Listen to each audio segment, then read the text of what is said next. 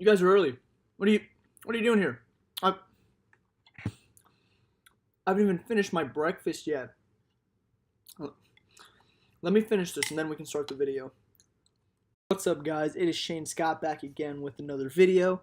In this video, I'm doing something that I've done before and I will do again much further in the future the next time, but this is going to be something that is going to pop up a few times on my channel. And if you haven't guessed it by the title, I will be ranking all 20 movies in the Marvel Cinematic Universe. Mainly because my list is constantly changing. You're going to notice a lot of differences from my first ranking to now. And plus, when I made that first ranking, Infinity War and AntMan and the Wasp were not out yet. So, two new movies where you can see my placement on them. But yeah, like I said, this list is constantly changing. My next MCU ranking will probably be once Captain Marvel comes out. And as I rewatch and as some movies kind of grow old to me, they move up and down my list, so you will notice a lot of changes within this list. So we're just going to go ahead and get started with it. Coming in at number 20, we have The Incredible Hulk, which does get a lot of hate, but I don't think it's that bad. Even though I do have a dead last, it's not as bad as people make it out to be. It does have some redeeming qualities, so there's that, but it still is dead last in my MCU ranking.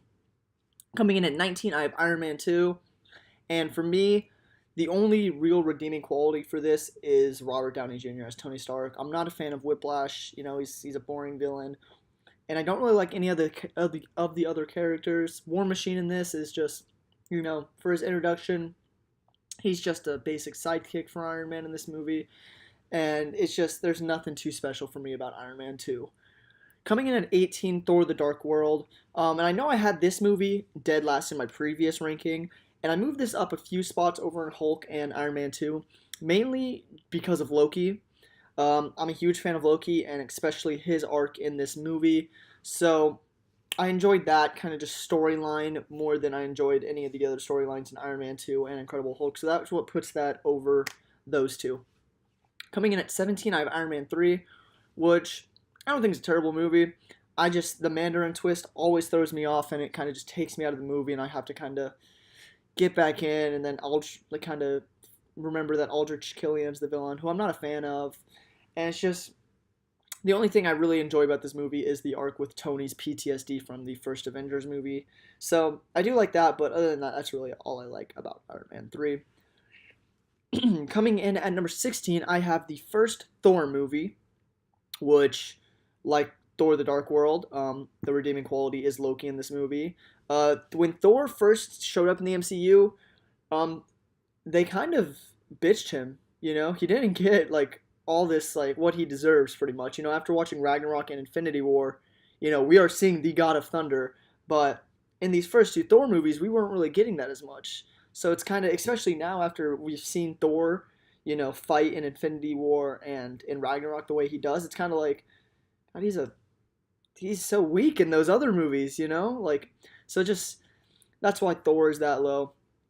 Coming in at 15, I have brand new movie, Ant-Man and the Wasp, which I did like a lot. It's not, I don't have it, low saying it's bad or anything. I really enjoyed this movie, but it really kind of boils down to, it's a lot of the same of the first movie with a little bit of a different plot, and that's pretty much all it is. The comedy and the action. The action definitely is very weak in this movie, and I do think, it's not as good as the first movie, whether it's action-wise. I don't think it's funnier either, but it's definitely close. I do need to rewatch the first Ant-Man to see, but what I've been thinking after a few days of watching Ant-Man and the Wasp, I'm kind of starting to realize, it's good, but I still do think I like the first movie better.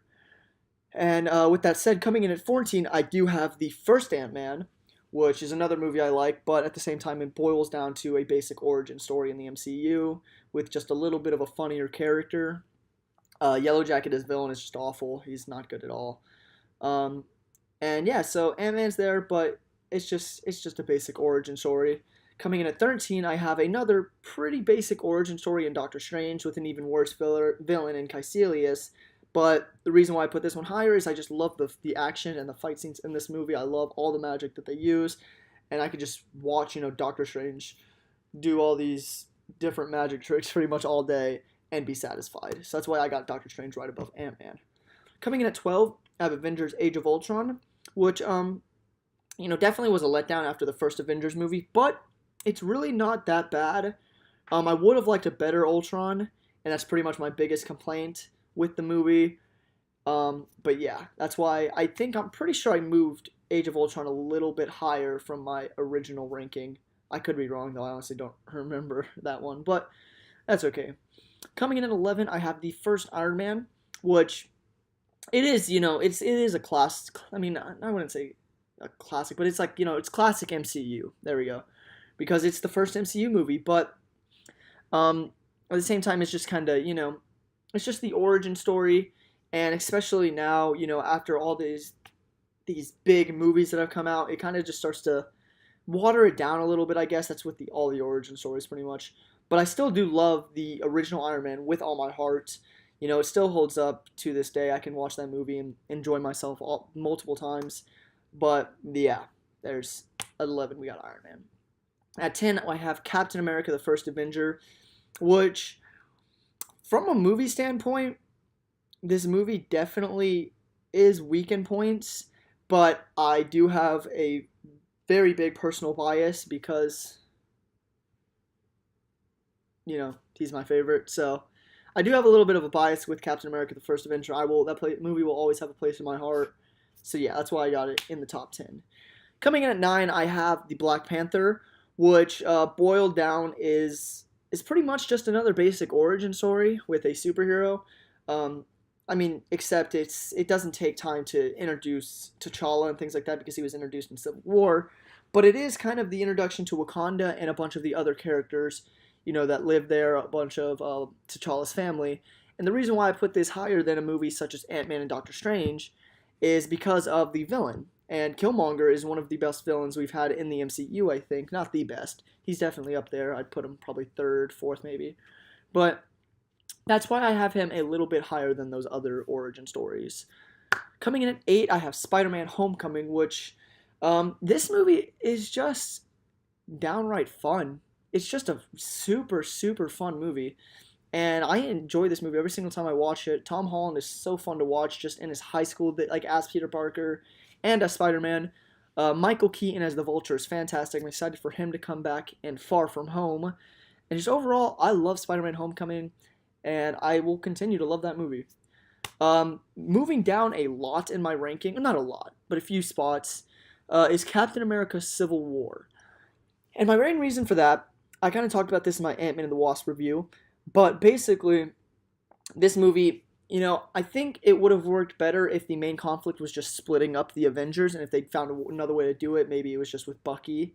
But the whole Accords, the fact that the Sokovia Accords broke the Avengers apart for the most part,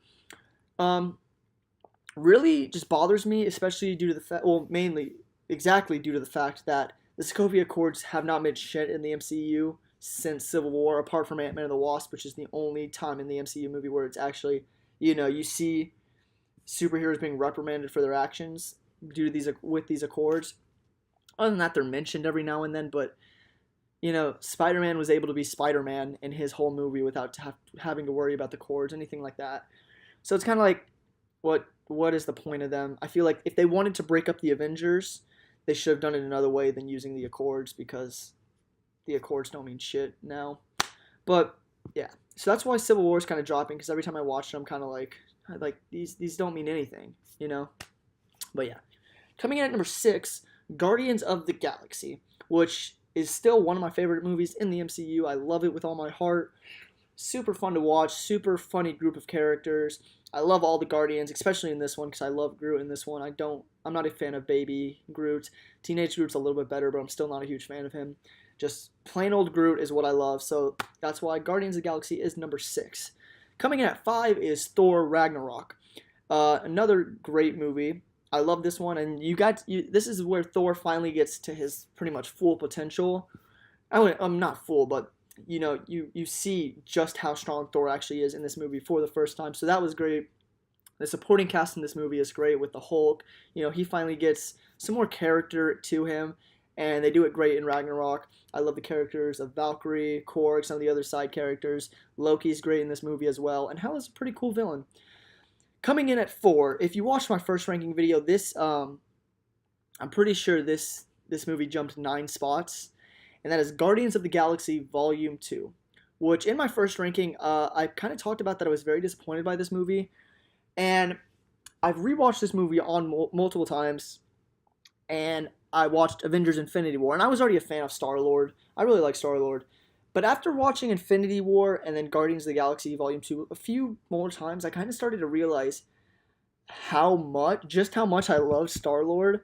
And how human that character is and how relatable a character like him is. You know, he's got a temper. You saw that in Infinity War and things like that. And just, you get a lot more of that character development in Volume 2. And I just love the heart of that movie. It looks beautiful.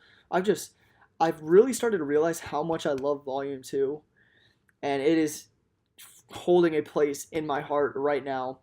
I love that movie so much, and yeah, so Volume 2 jumps up 9 spots to number 4. Now for the top 3, coming in at number 3, we have the Avengers, the first Avengers movie. It's just great. This movie is still so fun to watch. It's just, every time I watch it, just feels like the first time all over again, seeing all these characters on the screen together. It's great. I just will always love this movie, I think. But yeah. Coming in at number 2, this was taken down from the number 1 spot, Captain America: The Winter Soldier, which I still love with all my heart. It's such a fantastic movie. And I talked a lot about this in the first ranking video, but I will always love this movie. I'm a huge fan of the kind of darker spy thriller that this movie used with it. And I love that movie. I love the introduction to the Falcon. I love finally seeing Bucky again. I love the Winter Soldier version of Bucky. Things like that. So that's why it's number 2. And at number 1, if you haven't guessed it already, it is the big one, Avengers Infinity War. It's very possible that a year from now when Avengers 4 comes out, this could move down. Because I'm really expecting Avengers 4 to be better than Infinity War. But right now, Infinity War was just such an amazing experience, seeing all those characters finally work together, finally fight together, introduce each other, meet, things like that, was just mind-blowing to me. And especially with that ending, definitely just overall, I love everything about this movie, 100%. It is my number 1. It'll probably be staying my number 1 until Avengers 4 comes out and maybe knocks it off of its perch. But for right now, Avengers Infinity War is my number 1 favorite Marvel movie. Let me know down in the comments below how you guys rank the MCU. There's 20 movies, so I highly doubt that we have the same exact ranking. So let me know your ranking down below. If you enjoyed the video, please give it a like and subscribe to the channel if you are new. That is all. Thank you.